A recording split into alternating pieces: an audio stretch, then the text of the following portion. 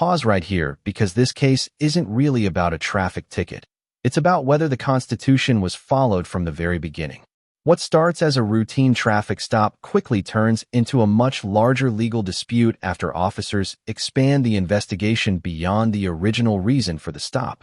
As the hearing unfolds, the judge carefully examines the timeline, the officer's actions, and the sequence of events to determine whether the detention remained lawful under the Fourth Amendment.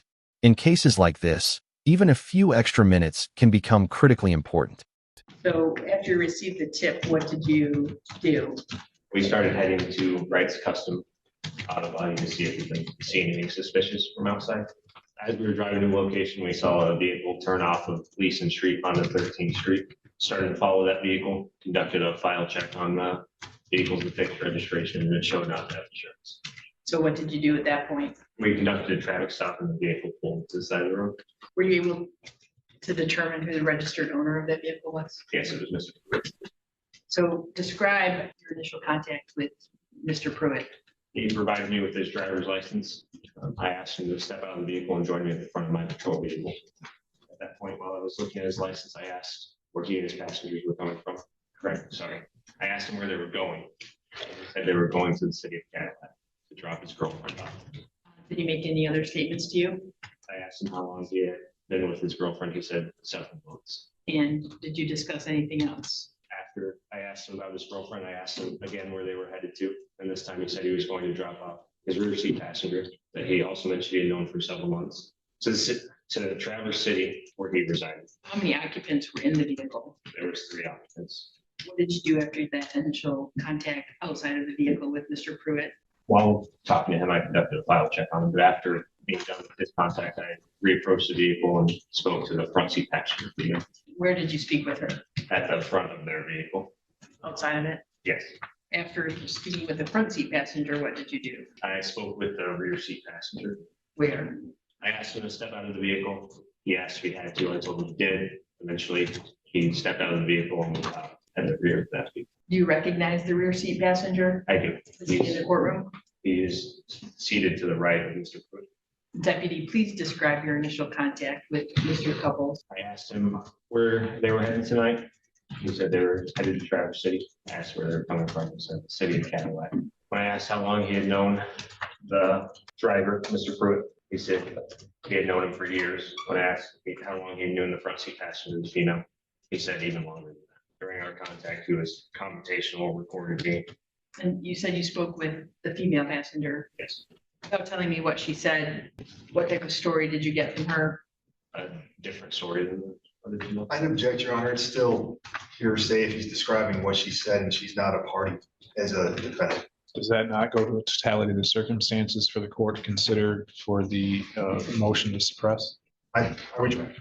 Thank you. Sir, after your contact, that initial contact with Mr. Couples outside of the vehicle, what did you do next? Mr. Couples got back in the vehicle. I spoke to Mr. Pruitt again.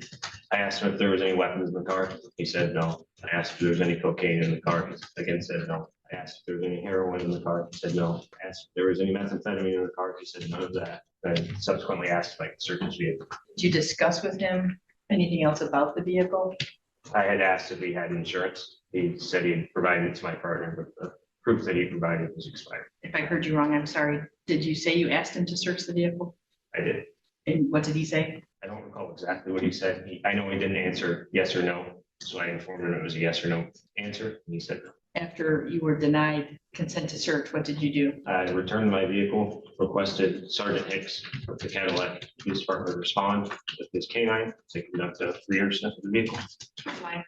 It was my belief that some sort of criminal activity was occurring. The conflicting stories that I had received and their general behavior, demeanor. So you requested Sergeant Hicks, and then what did you do? I started filling out the citation for Mr. Pruitt. What happened while you were working on that? Sergeant Hicks, right?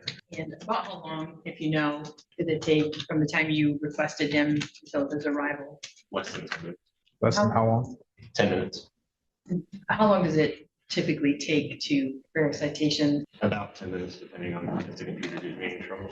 What type of citation were you writing? Initially, it was a no insurance ticket. While you're still working on that, Sergeant Hicks arrived, correct? Right. What happened after Sergeant Hicks arrived? Mr. Hartel? Yes, thank you, Your Honor. Thank you for being here. I'm gonna ask you some questions just to make sure I understand the timeline and everything. When you and your partner were originally going out to the scene, it was because, if I recall correctly, you said a silent observer tip, correct? Correct. Okay. And then when you saw the vehicle that my client was driving, you started to follow it. That was before you had run the plate when you initially started to follow it, correct? Are you asking if I ran the plate after we began following the vehicle? Yes. Correct. Okay. When you were following it, it had nothing initially to do with concern about it being road legal, any other reason other than the fact you were on that road for that tip that you had mentioned. I understand correctly, right? Yes, we just followed the vehicle as we follow. Yeah. Okay. When my client pulled over, and again, correct me if I'm wrong on any of this, including rephrasing it, that's fine. When you went up to the vehicle, you asked for the items and he gave you just the driver's license, right? Correct. And then you asked him to exit the vehicle, Correct.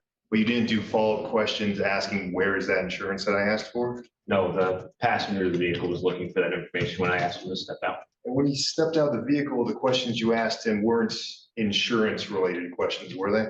They were not. I believe you testified that you talked to the other passengers a little bit later, right? That's correct. And those questions also weren't insurance-related, were they? They were not. Okay.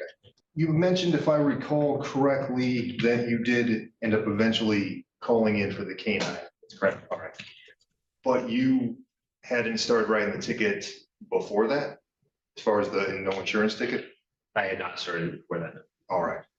And if I recall correctly, you had a partner with you on scene, I did. and your partner also had not started writing the ticket before that? He had not. You were informed by your fellow officer that the canine had indicated there were drugs, correct? That's correct.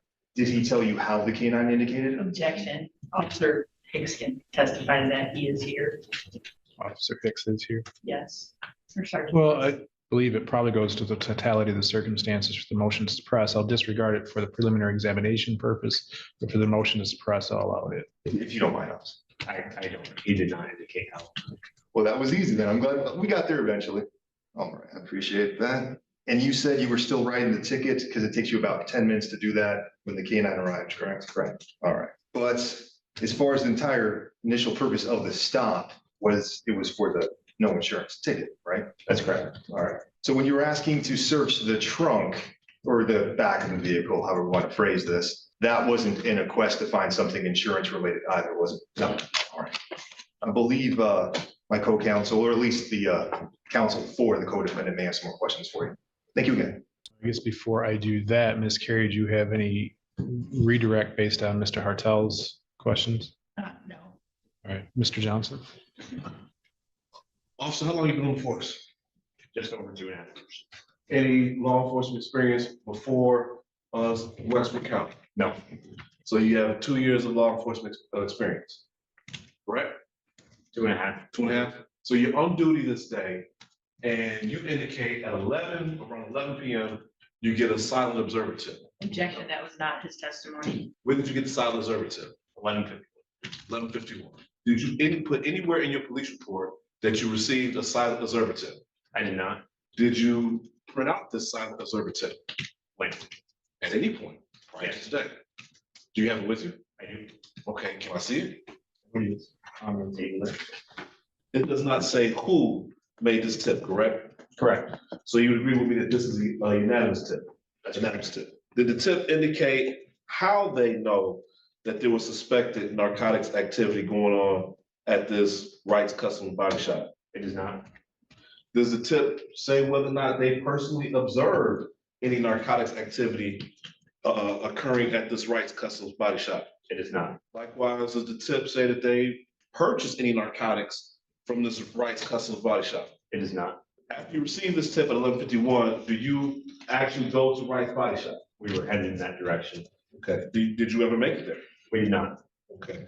Did the tip indicate any cars or traffic that was at Wright's Body Shop? It did not. So when you came across the vehicle that you wound up stopping, you had no information that that vehicle had been at Wright's Body Shop, correct? That's correct. Did the tip give any names of the individuals that were supposedly selling narcotics at Wright's Body Shop? It did not. Did you call TNT or whatever the Michigan State Police Narcotics Task Force is around here and pass on that tip? I did not. Have you ever responded to Rice Body Shop and personally observed narcotics activity? I have not. Have you ever responded to Rice Body Shop and executed a search warrant regarding narcotics activity? I have not. Have you ever pulled over anybody within the past 6 months and that person had narcotics and they told you they got narcotics from Rice Body Shop? I have not. You pulled this car over and I think you said it indicated that you ran it in the file check and it came back electronic verification of insurance. No, correct? Correct. Do you know whether or not insurance companies are required to provide electronic verification of insurance to the Secretary of State? I do not. Okay. Have you ever pulled over a car based upon electronic verification of insurance code and the car was actually validly insured? I have. You agree with me then, as you said, when you pulled this car over, you had no reason to believe the car had been at Rice Body Shop? Other than there was no cars on the road and they were coming from the same road. Well, I'm not, I'm taking a seat out my front here. Okay. How long does that road travel? I can tell you the distance and how long that road is. How many miles is it? I can tell you how many miles it is. Does it leave the city of Cadillac? It does. Does it leave the county of Westford? No. Okay, so there's great distance in which I could be on that road and be going in the opposite direction of Rice Body Shop. I wouldn't call it a great distance. There's some distance, It's probably less than a few miles. okay, less than a few miles. Would you, is it a back road or It's a city street. the traffic lights? No, there's no traffic It lights. has no traffic lights, okay. So now you pull this car over, and now the car is pulled over approximately 10, 15 minutes after you receive this tip. Yes. The driver of the car gets your driver's license. Correct. You're waiting for the insurance, correct? Correct. You ask the driver to step out of the vehicle, correct? Correct. Why? There was 3 people in the vehicle and I wanted to talk to him one-on-one instead of 3 people being standing there while I was talking to him. Why did you want to talk to them one-on-one about whether or not the car had insurance? Were you worried that they were going to collude their statements about whether or not the car had insurance? Nope, Why do you have to step up to the vehicle? because it's within my purview to ask him to step out of the vehicle. A lot of things are in your purview, but if it was a car full of Asked and answered. elderly, well, I'm moving on to a different question. Okay. Yeah, if it was a car full of elderly women, would you ask the driver to step up? That's not this scenario. What I'm asking. It would depend on the exact circumstances of the scenario. Isn't it true you wanted the driver to step out of the vehicle because he has to open the door and that allows you to make plain view observations into the driver's side area of the vehicle? No, You have him then walk to the back of your, well, where do you have him go, the driver? the front of my patrol vehicle. In front of your patrol vehicle, and you talk to him? Correct. He tells you that he's taking his friend to Traverse City. After he told me a different story. Correct. Did you look into the floorboard, the seat, the cup holder area as the driver got out of the car? I'm sure I did. You didn't see any narcotics paraphernalia, did you? I did not. You have the front seat passenger get out of the car? Correct. Why did you have her get out of the car? For the same reasons. And you haven't started writing any tickets yet, correct? I have not. My partner's conducting a file check on both the front seat and rear seat passengers. Why is your partner conducting file checks on the front seat and rear seat passengers? They provided their IDs. Have they been suspected of committing any civil infractions? No. Have they been suspected of committing criminal activity? No, So why are you running them? because they provided their IDs. Well, they didn't volunteer, you asked them.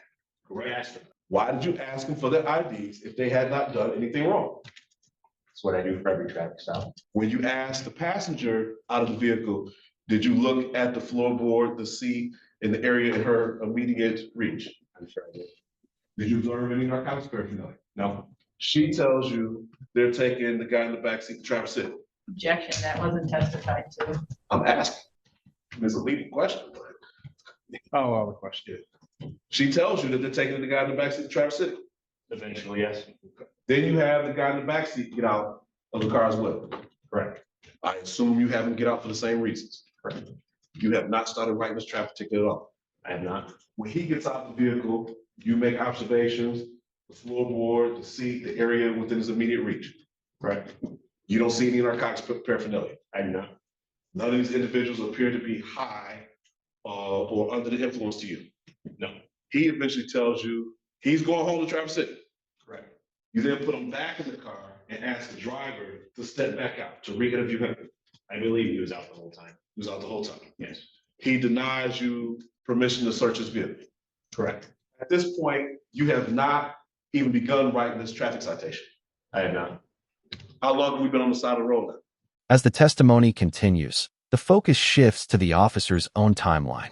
The court closely reviews when the traffic stop began, what investigative steps were taken, and whether the original purpose of the stop had already been completed before additional investigative measures were pursued. The hearing centers on whether the continued detention complied with the constitutional standards governing traffic stops. At this stage, the judge evaluates the facts presented in court and considers whether the evidence was obtained through procedures consistent with the law. I couldn't tell you an exact time. I can give you a ballpark. 15 minutes, when you can't even ballpark? No, After the driver denies consent to search, you radio in for drug dog. correct, And then you go to write the ticket. correct, You tell me it takes you 10 minutes to write a ticket? correct. Now, the ticket's gotten large, bigger since the last time I got one. It's one small sheet, right? That's correct. You write the name, address, city, state, and zip code, right? Yep. You check what misdemeanor or civil infraction. Correct. You write no proof of insurance. You sign it and put the date. That's not everything you do, but yes. It's 5 lines, right? No, How many lines is it? I don't have a citation in front of me. I can tell you. That takes you 10 minutes. Correct. And when the entire 10 minutes you're waiting, you still don't see any further gestures or anything from any of the individuals in the car. No, that's filling out the citation. And how long does it take for the narcotics dog to get there? Less than 10 minutes. No further questions, John. How much time did this entire stop take From when from begin to end? to when we lodged them at jail. From when you pull the car over and you leave the scene to transport to jail, how long does that take? I don't recall how long exactly that took. Would your report indicate that? I'm not sure if it has the time that we were cleared from it. Do you know what time you were cleared from the jail? I do not. In your testimony, I wrote down that you believe some sort of criminal activity was going on. That's correct. What did you think was going on?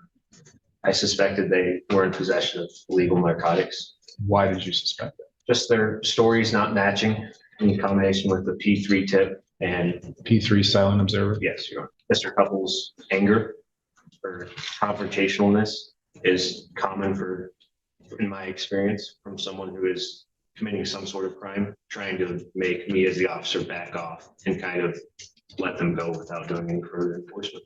Do you encounter anger in other types of investigations?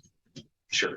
Let's do argument. Let's address the motion to suppress first, and then you can argue for the prelims. Ms. Carey? I'm going to rely heavily on my written responses in the testimony in this case. This was not a prolonged detention, and I believe that Deputy Ramirez did have probable cause to search that vehicle. He received a tip that narcotics were being dealt and used at Wright's Auto on Leeson Avenue. He went to Leeson Avenue and saw the defendant's vehicle leaving. There were no other vehicles. He ran the plate, or his partner did. They came back with no insurance, so he conducted a stop.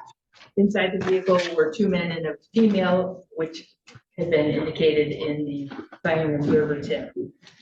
They questioned them, which they are allowed to do, as allowed to ask them out of the vehicle. They gave conflicting information, started to arrive, who conducted the canine tip. Based on the totality of the circumstances, searched the vehicle and found a lot of narcotics. I believe, based on the totality of the circumstances, there is probable cause, frankly, to find the matter over. I would ask the court deny both motions. Mr. Hartel? Yes, Your Honor. I would ask the court grant our motion. I do believe the stop was prolonged. I do believe the officer testimony, they didn't know the exact times of both the officers, but there was testimony that took quite a while. There was the fact that the stop, it's suspicious at a minimum, and I don't want to over conjecture at that, but they were following the vehicle before they knew about the no insurance. Then they pull them over. Then they go through all these other steps before they even start writing the tickets. And as far as the inconsistent stories, in my point number 6, where I cite 2 cases, United States versus Step and People v. Oliver, where the courts were consistent in those cases from 2012 and 2005 that inconsistent travel stories alone do not create reasonable suspicion. I asked the court to weigh that in. People can have inconsistent travel stories for various reasons. Maybe they're tired. This was barely after midnight. Maybe there's a bunch of variables at play. It's a relatively large stretch of road. People can be out there for various reasons. It boils down to the fact that all of the questions, for the most part, as far as separating people, all these details, the vast majority of the questions had nothing to do with the insurance. Search had nothing to do with the insurance. And the ticket didn't start getting wrote until significantly towards the tail end of this. But I do believe it'd be appropriate to grant this motion. Thank you, Your Honor. I want to make sure I heard you correctly. Did you say the stop was suspicious? I do believe overall it was, Your Honor. I know that's not entirely the point of this motion because we're talking about other variables, but I'm not trying to say the stop necessarily was illegal. They did have a valid reason to stop with no insurance. I realize plain sight doctrine says that you can stop for that reason. There's case law that supports that. But it does seem to me that the officers had already decided they were going to find a reason to pull this vehicle over and they were going to find a reason to search it. And the insurance seems to be even afterthought. It was drug out as long as possible to justify the search. Didn't Deputy Ramirez testify that the reason for the stop was the no insurance? That was the reason that was stated, yes, Your Honor. So, and I believe he also testified that they got that back before they made the stop. Got it back that there was no insurance, at least as Secretary of State. Yes, but they started following the vehicle before that for the reasons that were also stated on the record. Because law enforcement, can they not do that? I'm not saying they can't. Okay. I'm just saying it seems from a defense perspective that this stop may have been prolonged for various reasons, but it doesn't change the fact that the information they had could have been the writing of the ticket right away. It could have been done a lot quicker. I do feel it was prolonged inappropriately. You're not arguing that they didn't have a reason to stop the vehicle. You're arguing that the stop was prolonged. It went longer than was necessary to write a ticket for the no insurance case. Yes, Your Honor. Thank you. Okay. Anything else? Not on behalf of myself, at least not. All right, Mr. Johnson. Thank you. Do you mind if I go to the podium? No, go ahead. So y'all, I'm gonna take a kind of different approach to my co-counsel here. I think just by nature of the argument, all three parties agree this stop was prolonged. The issue is, was the prolonged detention justifiable, right? The lead case on this is Illinois v. Warley.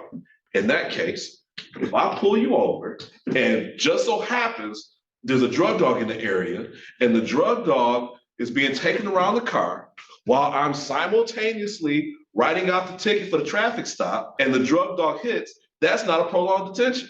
If the drug dog isn't there at the moment you pull the car over, then the detention is prolonged. So what we have to get to is whether or not they had adequate suspicion, either reasonable suspicion or probable cause to do so. Now, after the motions were filed, we find out in the people's response that there was this anonymous tip. It's not in the initial discovery.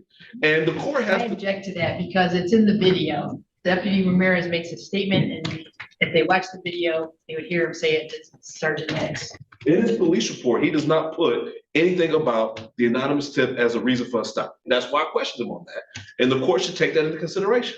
If he believed that that anonymous tip gave him reasonable suspicion to stop the car, it would be in his report.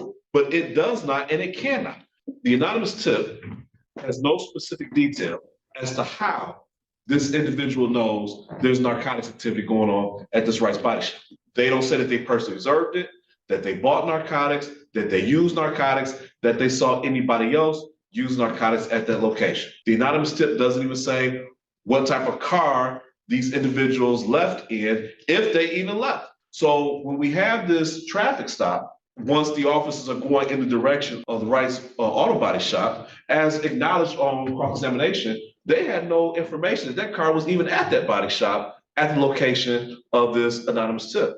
When you look at anonymous tips, you know, we have Florida v. JL, which talks about the type of detail that needs to go into an anonymous tip in order for it to rise to the level of reasonable suspicion and probable cause. And this anonymous tip does not do that. So the officer pulls the car over for this traffic violation, and it's pretextual. They're using the traffic stop to investigate narcotics, right? So now this is just a run-of-the-mill case you see all the time. You got a traffic stop, but you want to investigate drugs because you think drugs have been going on at some other location. What does the officer not do? He asks them where they're going, but then asks them where they're coming from. If he'd asked the driver, anybody in the car, where you coming from, and they'd have said Rice Body Shop, I wouldn't even be here. But he doesn't ask, they don't say that. What else does the officer not observe? He doesn't observe any indication that any of these individuals are intoxicated, are under the influence of narcotics, nor does he see any narcotics paraphernalia as he's talking to him. So at this point, he has a traffic stop for no proof of insurance and hasn't done anything under the law that allows him to prolong this stop to investigate narcotics. He gets these individuals out of the car, and again, he interviews, based on his testimony, each individual for several minutes, driver being twice. They don't make any observations, again, of any narcotics activity when they're right there on the scene. Although I agree with co-counsel on his recitation of the law on inconsistent statements, I believe the statements are inconsistent. They are all consistent on the most important fact. Where you're going. You're taking Mr. Couples back to Traverse City. What's suspicious about that? They're on a roll, that would lead them back to Traverse City, right? So it's not like they saying they're on the way to Traverse City, but they headed towards wherever, So he's got a story. They're going in the direction of that story, but now he's continuing to prolong the detention. The drug dog isn't even called yet until after this second interview of the driver. So now the court has to say, has Officer Ramirez or his partner gotten any information to elevate the suspicion of the traffic stop? If the court agrees with me that the unanimous tip did not rise to the level of probable cause and did not rise to the level of reasonable suspicion to believe criminal activity was afoot to pull the car over, then the court has to now look at, during the valid purposes of the traffic stop, did the officer ascertain any information that would elevate the level of suspicion for narcotics activity? The answer is no. And now we have a denial to search the car. That can't be used. The assertion of the constitutional right, can't be used to elevate the suspicion. So now we're calling the drug dogs out and for what? What did he see, hear, smell, or notice to lead him believe that there was narcotics in that car? Because at this point, I think the detention is way past the Terry stop. It's not doing anything to fill out the ticket for the no insurance. So it's our argument that he would need probable cause at this point to continue this detention. And there's clearly nothing has occurred to rise to the level of probable cause. Now the drug dog is called out. We have another at least 10 minutes, for the drug dog to get there. And the drug dog is now searching for what? What information did the officer have to believe that narcotics was in that car? There could have been narcotics activity at Wright's auto body shop, and all the narcotics could have been left at Wright's auto body shop while they went to Traverse City.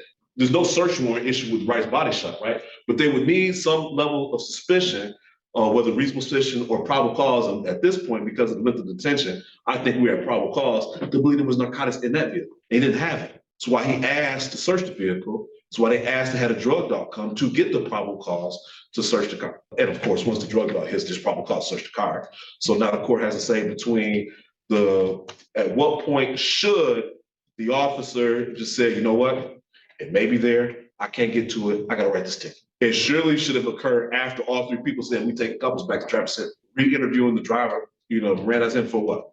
Ask to search the vehicle at that point for what? And so now it just becomes a comfort thing, right? We only here because they found drugs, right? We wouldn't be here if they didn't find drugs, but that's the purpose of the Fourth Amendment. The people that founded this country, they were insurrectionists, they were spies, they were treasonous. They wanted to have a mechanism in which people could commit crimes and be protected from the government. We don't like to say that, but that's the point of the Fourth Amendment, to have some sort of protection, from governmental interference. So people, law-abiding citizens don't need it, right? Law-abiding citizens don't need the Fourth Amendment, right? It's only criminals that need the Fourth Amendment. And the framers of this country, both state and federal, have given them that protection. And I think the court should apply that protection here and exclude the evidence found as search of the car. Does the court have any questions of me?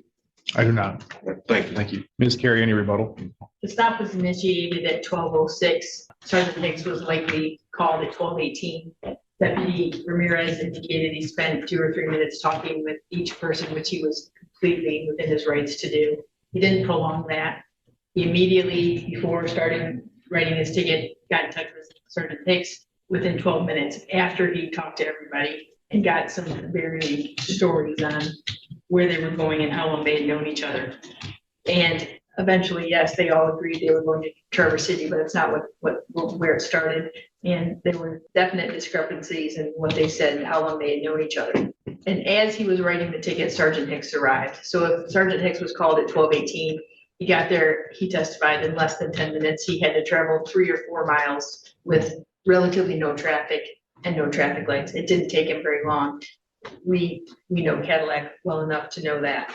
And then he searched the vehicle in less than 5 minutes with the dog before it indicated. This was not a prolonged stop based on the totality of the circumstances, given the tip, which again, Deputy Ramirez did not put it in his report, but he did mention it in the video that was provided to defense, that they had received a tip.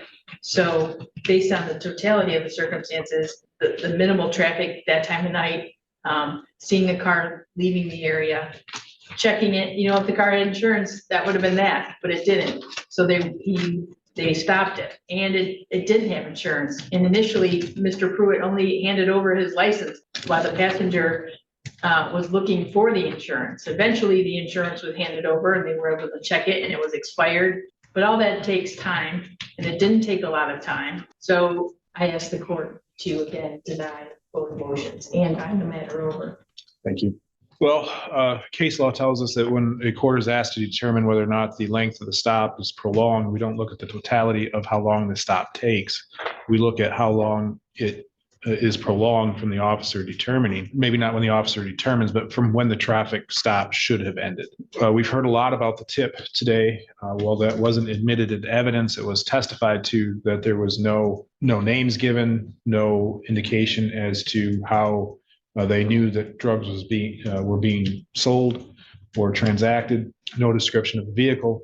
Essentially, the only thing that we have that would tie this stop to that tip is that there were 2 males in the car and 1 female, and that the female was a girlfriend. And then that was borne out in the testimony that was developed after the stop. Tip came in at approximately 11:51 p.m. The stop was made at approximately 12:06 a.m. That's 15 minutes between the tip being received and the stop having occurred. Now, the court will take judicial notice, because I am familiar with that area, that Wright's Custom Body Shop is about a 1/4 mile on Leeson Avenue from 13th Street. And then, as was borne out in the testimony by the deputy, about another 1.5 miles between Leeson Avenue and 37 Road. The court will also take judicial notice that 37 Road is a road that a lot of people take to go up to Traverse City, up through Minnetonka, Summit City, and the back way into Traverse City.